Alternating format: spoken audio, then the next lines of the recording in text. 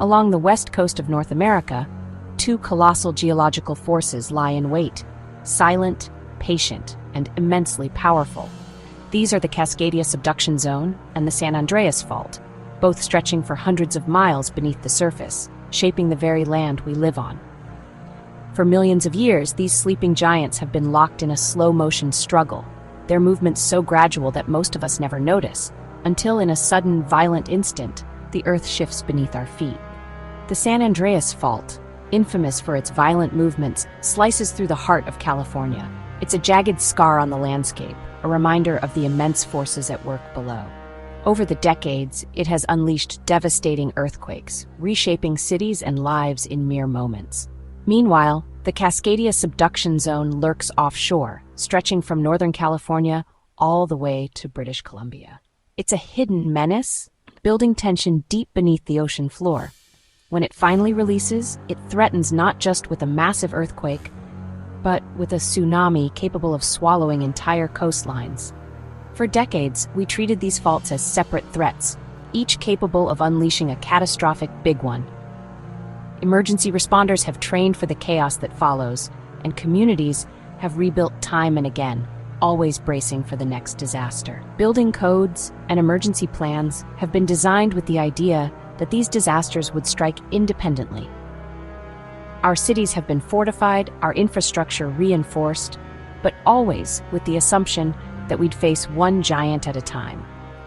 But new evidence has shattered this assumption, forcing scientists and policymakers alike to rethink everything we thought we knew about seismic risk on the West Coast. Recent discoveries reveal that these two powerful fault systems are not isolated. In fact, they can communicate. One great upheaval can provoke a violent response from the other, setting off a chain reaction of destruction that could impact millions. This isn't just theory, it's a pattern written in the ocean floor's sediment. Layers of sand and silt deposited by ancient tsunamis and earthquakes tell a story of past events where both faults may have ruptured in close succession, amplifying the devastation. The twin threat is real, and it's not just a concern for scientists. Millions of people live and work along this volatile edge, their lives intertwined with the fate of these restless faults. The possibility of a back-to-back megaquake event is no longer a question of if, but when. Communities must now prepare for a scenario where two disasters could strike in rapid succession, overwhelming resources and testing our resilience like never before. Our understanding of West Coast seismic hazard has been profoundly altered. The sleeping giants beneath our feet are more connected and more dangerous than we ever imagined. The question now is, are we ready to face the reality of their awakening? The seismic link between Cascadia and San Andreas emerged from years of analyzing deep-sea sediment cores. These cores, drilled from the ocean floor, reveal a timeline of ancient earthquakes through layers of sand and mud. In some cores, researchers found two distinct earthquake-triggered layers stacked with almost no time between them, a doublet. The lower layer matched Cascadia's signature, the upper, San Andreas. This discovery proved that two massive earthquakes can strike in rapid succession, rewriting our understanding of seismic risk. The turbidite doublet is the geological equivalent of a smoking gun, a rare, unmistakable clue left behind in the layers of the Earth.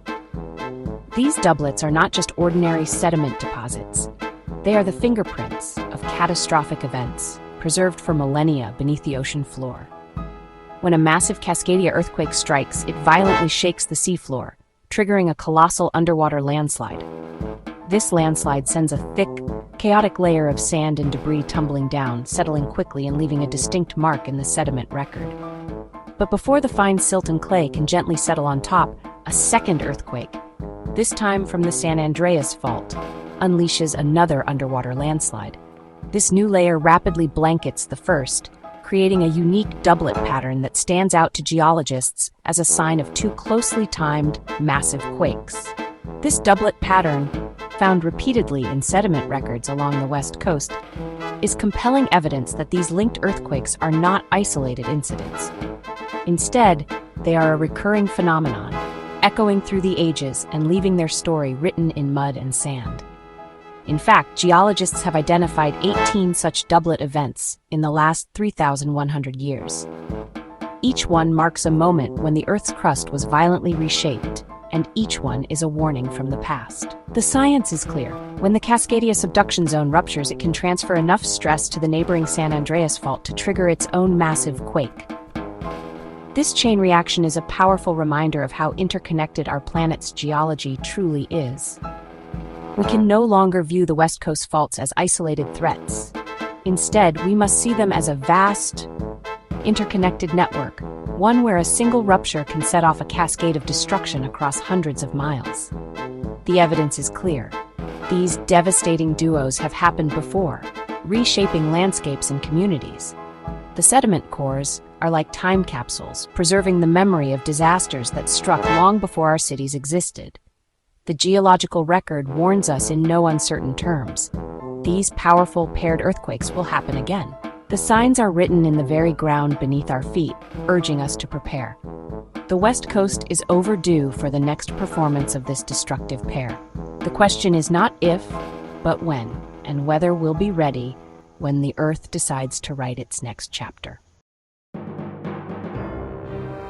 The most recent twin rupture struck in 1700, a year that has become a significant marker in geological history.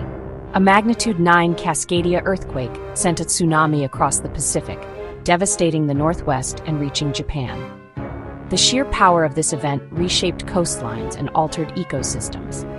Sediment records show that, within hours or days, a powerful quake hit the northern San Andreas fault. These layers tell a story of sudden and violent shifts in the Earth's crust. This means that after the Pacific Northwest was rocked and flooded, Northern California was slammed by a second megaquake.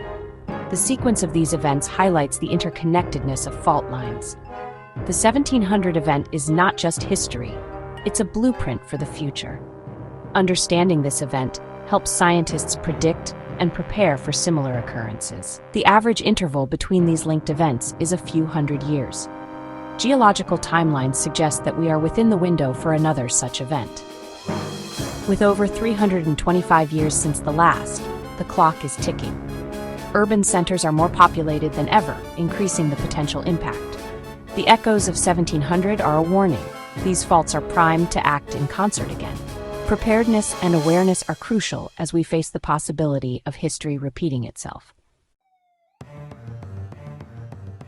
A dual rupture would overwhelm disaster response on a scale never before seen.